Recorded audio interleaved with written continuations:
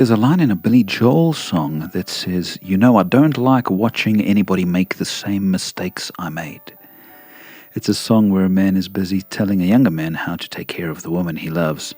Later in the song again, he says, listen, boy, it's good information from a man who's made mistakes.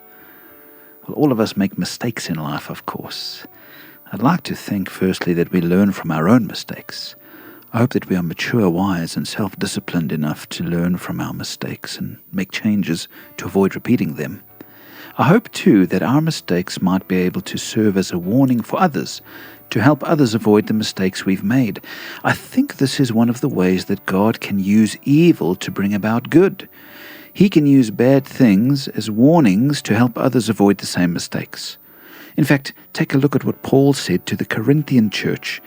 He started to tell them about their Israelite ancestors who had wandered in the desert for years and turned away from God. He said, now these things occurred as examples to keep us from setting our hearts on evil things as they did.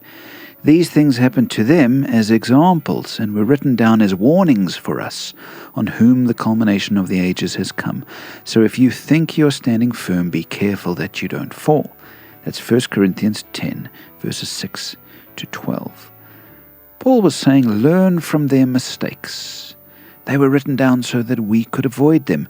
The Bible, you might say, is a series of history lessons in which we can view the mistakes and sins of our ancestors and keep ourselves from falling into the same patterns.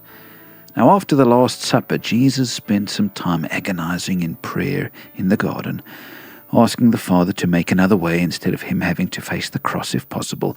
He was so stressed that he was sweating great big drops that looked like blood, and an angel was sent to help strengthen him. But before long he was arrested, and the people around him all did some silly things as it unfolded.